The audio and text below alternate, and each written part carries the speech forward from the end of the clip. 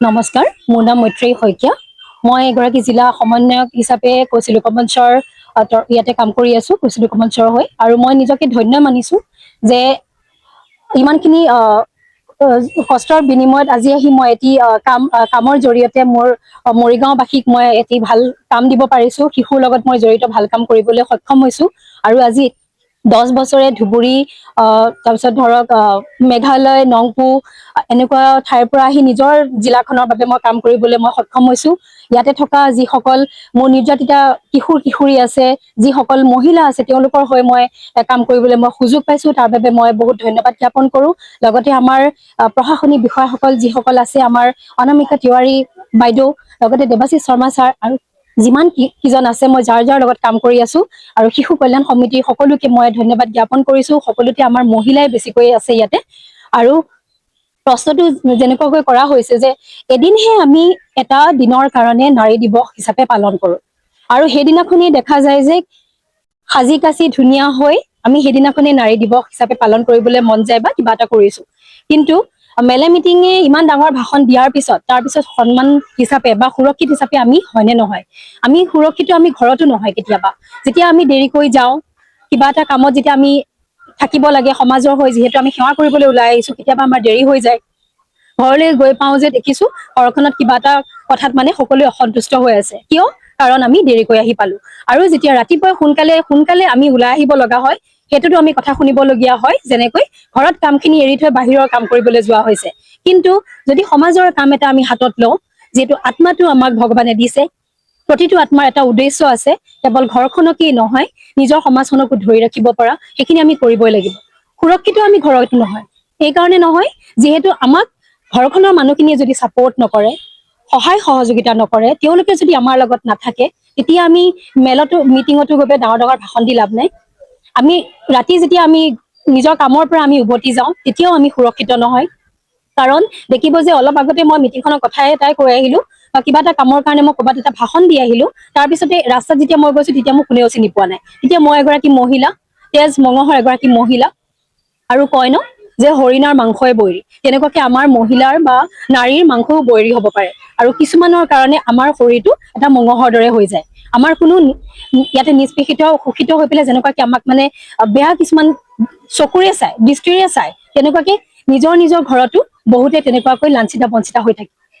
সেইকাৰণে মোৰ এটা বিনম্ৰ অনুৰোধ যে আজি তুমি যিটো ঠাইত থিয় হৈ আছা, নাৰী দিৱস হিচাপে নিজকে তুমি সাজিছা কাচিছা, আৰু আজি যদি মই এটা ঠাইত থিয় হৈ আছো, মইহে কিন্তু গম পাইছো যে আজি নাৰী দিৱস, মই সাজিব লাগে, নিজকে ভালকৈ ৰাখিব লাগে, মই নিজেই নিজক ধুনীয়াকৈ ৰাখিব লাগে, নিজৰ বাবে এটা ভাল উপহাৰ কিনি দিব লাগে। বেলেগক সদায় আমি দিওঁ ন, বেলেগক আমি কি ভালকৈ খাব সেইটো সদায় ভাবো, কিন্তু মোৰ কাৰণে নিজেই মই ধুনীয়াকৈ কি এসাঁজ মই ৰান্ধি খালো, মোৰ শৰীৰটোৱে মোৰ আত্মাটোৱে কি ভাল পায়, মই এতিয়া কাপোৰ পিন্ধিলো, মই নিজকে কি এটা উপহাৰ দিলো, এইটো বহুত মূল্যৱান হয়।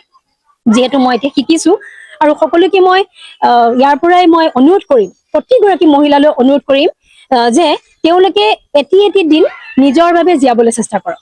তেওঁলোকে শিশুটি স্কুললৈ ওলাই যোৱাৰ পিছত, নিজৰ মানুহজন কৰ্মলৈ ওলাই যোৱাৰ পিছত, শহুৰ শাহুৰ যিসকল আছে সকলোকে মৰম আদৰ কৰাৰ পিছত তেওঁলোকে নিজৰ কাৰণে সময় দিয়ক। যোগাসন কৰক, ভাল কথা চিন্তা কৰক, গান শুনক, কেতিয়াবা ওলাই যাওক, লিখা মেলা কৰক, ভাল চিন্তা কৰক, আৰু নিজৰ ল'ৰা ছোৱালীক সন্মান শিকাওক, আৰু নিজেও নিজক সন্মান কৰিবলৈ শিকক। আনৰ পৰা সন্মানটো বিচৰাতকৈ আৰু নিজক কেনেকৈ সুৰক্ষিত কৰি ৰাখিব লাগে তাৰ কাৰণে ভাল বহুতো পদক্ষেপ আছে। তেওঁলোকে জিমত যাব পাৰে, সাঁতোৰা নাদুৰাত যাব পাৰে, ড্ৰাইভিং শিকিব পাৰে, এনেকুৱা বহুতো ধৰণৰ অনুশীলন আছে, তেওঁলোকে যাব পাৰে।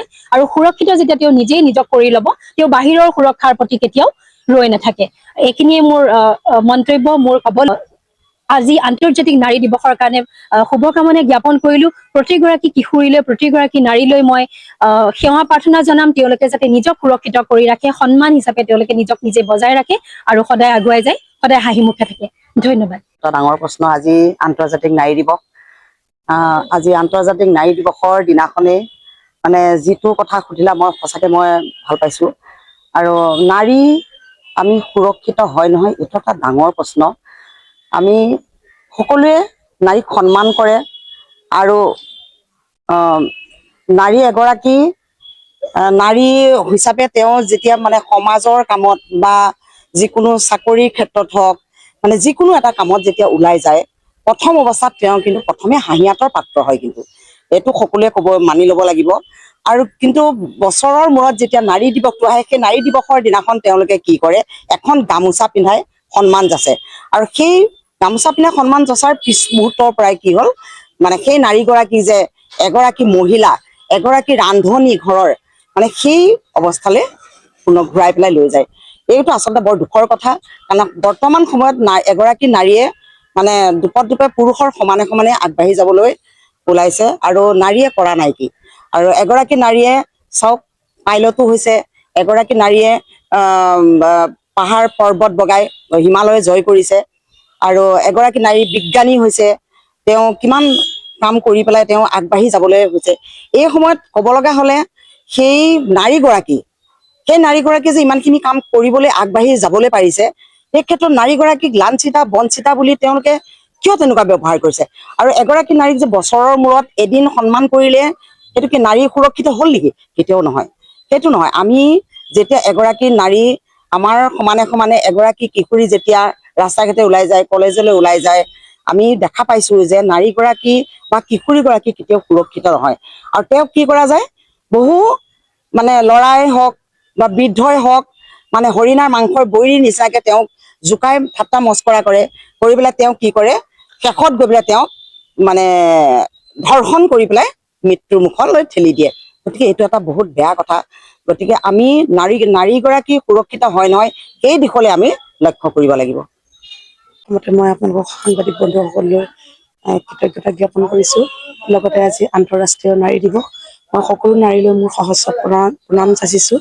আৰু নাৰী এগৰাকী আচলতে সুৰক্ষিত নিজে নিজক ল'ব লাগিব কাৰণ নাৰী শব্দটোৱে সম্পূৰ্ণ সুকীয়া বস্তু গতিকে নাৰী মূলতে সকলো লুকাই থাকে নাৰী এগৰাকী স্বাৱলম্বী হ'বৰ কাৰণে বহুত পৰ্যায় পাবগৈ লাগে এগৰাকী নাৰী কিমান সুৰক্ষিত থাকিলে নিজে থাকিব সুৰক্ষিত হৈ থাকিব পাৰে আচলতে মই মৰিগাঁৱৰ লগতে সকলো অসমৰ নাৰী সকললৈ মই এটাই অনুৰোধ কৰিছোঁ নিজে নিজক সদায় বচাই ৰাখিব লাগিব আমি বিভিন্ন কামত বিভিন্ন ক্ষেত্ৰত আমি জড়িত হৈ থাকোঁ যদিও আমি নিজে নিজক বচাই থাকিব লাগিব মই মৰিগাঁৱৰ লগতে মই অসমৰ বিভিন্ন ঠাইত বাণিজ্য ক্ষেত্ৰত আগবাঢ়ি গৈছোঁ পাঞ্জাৱ কলকাতা মণিপুৰ ইম্ফলো গৈছোঁ মই বিভিন্ন মহিলাৰ লগত কথা বতৰা পাতিছোঁ তেওঁলোকে সদায় কয় বাইদেউ আপুনি ইমান দূৰৰ পৰা আহিছে কেনেকৈ আহিছে কি কৰিছে মই তেতিয়া কওঁ নিজক সদায় চিন্তা কৰিব লাগিব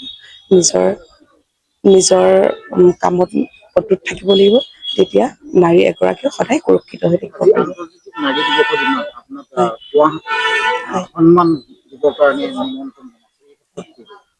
আৰু তেওঁলোকলৈ মই মোৰ সহস্ৰ প্ৰণাম যাচিছোঁ নদী আৰু নাৰীয়ে মোক আজি আন্তঃৰাষ্ট্ৰীয় নাৰী দিৱসত মোক এটা সম্বৰ্ধনা অনুষ্ঠানলৈ নিমন্ত্ৰণ কৰিছিল মই তেওঁলোকৰ পৰা এটা নিমন্ত্ৰণ পালোঁ আৰু তেওঁলোকক মই সহস্ৰ প্ৰণাম যাচিছোঁ যে মই আচলতে এনেকুৱা এটা অনুষ্ঠানত অংশগ্ৰহণ কৰিম বুলি কোনো কাৰণতে ভবা নাছিলোঁ শদিয়াৰ পৰা ধুবুৰীলৈ বৰাকৰ পৰা ব্ৰহ্মপুত্ৰলৈ সকলোৰে মাজত চিনাকি এটা নাম প্ৰাতঃ টাইম থলুৱা ভাষা কৃষ্টি আৰু সত্য বাতৰিৰ আধাৰত প্ৰতিষ্ঠিত খবৰ প্ৰাতঃ টাইমৰ প্ৰতিটো বা বাতৰি পুংখানুপুংখভাৱে চাবলৈ Facebook YouTube website Twitter Instagram আৰু ব্লগাৰ পেজত লাইক আৰু ফ'ল' কৰক ধন্যবাদ